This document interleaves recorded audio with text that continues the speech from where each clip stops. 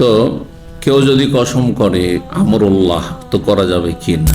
এখন শিক্ষিত অনেক শিক্ষিত দেখেছি, কিছু হোটেলের নামে এত মুশকিল আছে যে ঠিকভাবে এখন উচ্চারণ করতে পারে না।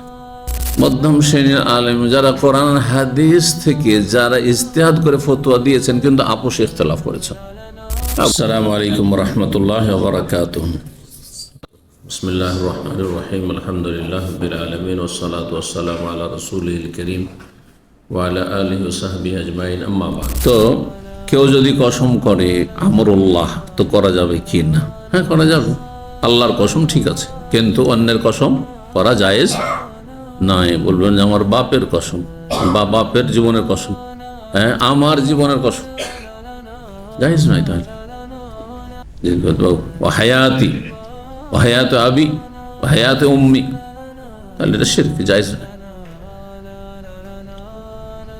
বাবু কওলির রাজুলে, ইমাম বুখারী বলছেন এই অধ্যায় হচ্ছে কোন মানুষ যদি বলল আমরুল্লাহ আল্লাহর হায়াতের কসম, আল্লাহর হায়াতের কসম।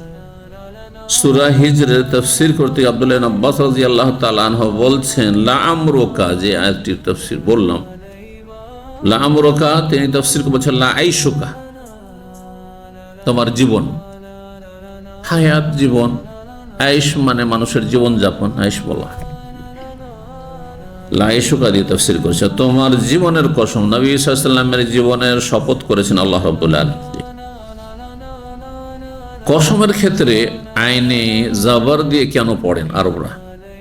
আরবদের ভাষায় এই রহস্যগুলি আছে।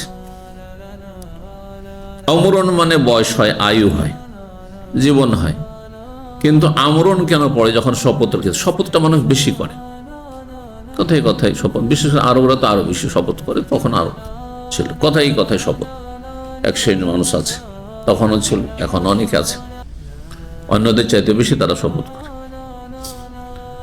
তো যেই শব্দটি যত বেশি প্রয়োগ হয়, হ্যাঁ, তত বেশি হালকা করে বলতে হলে সুবিধাজনক। যদি হালকা করে বলেন তাহলে সুবিধাজনক, আর ভারী যদি হয় বলতে উচ্চারণ কঠিন। কিছু কিছু শব্দ আছে না, উচ্চারণ খুবই কঠিন, উচ্চারণ এত কঠিন যে অনেকে শুদ্ধ উচ্চারণ করতে পারে না, বুঝছেন না?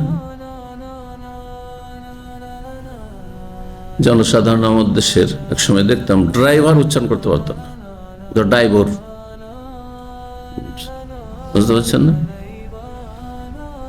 এখন শিক্ষিত অনেক শিক্ষিত দেখেছি, কিছু হোটেলের নামে এত মুশকিল আছে যে ঠিকভাবে এখন উচ্চারণ করতে পারে না, বিকৃত উচ্চারণ করে।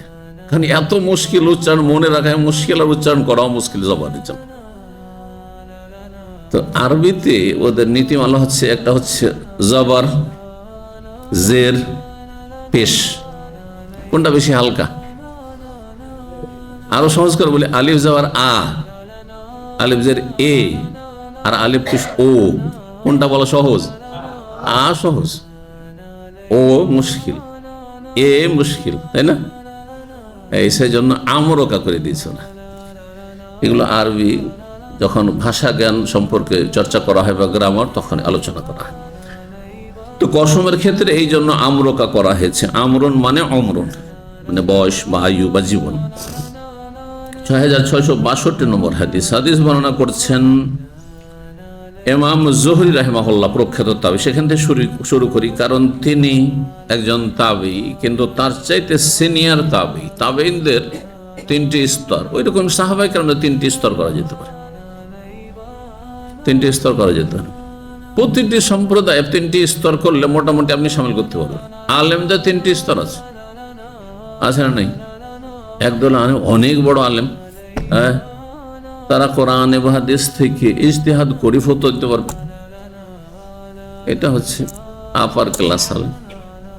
মধ্যম শ্রেণীর আলেম যারা কোরআন হাদিস থেকে যারা ইজতিহাদ করে ফতোয়া দিয়েছেন কিন্তু আপোষ ইখতিলাফ করেছেন। আবু হানিফা, শাফি, মালিক, আহমদ, ইমাম বুখারী, ইবনে তাইমিয়া, এই ধরনের আইম্মায়ে কেরাম যারা, তারা মুজতাহিদ ছিল, তাদের নামে মযহাব দাঁড়া কান্না এদার, তারা মুজতাহিদ ছিল, তাদের ইজতিহাদের ক্ষমতা ছিল, সরাসরি কোরআন সুন্নাহ থেকে মাসলা নেওয়ার ক্ষমতা, দক্ষতা ছিল, এর নাম হচ্ছে ইজতিহাদ।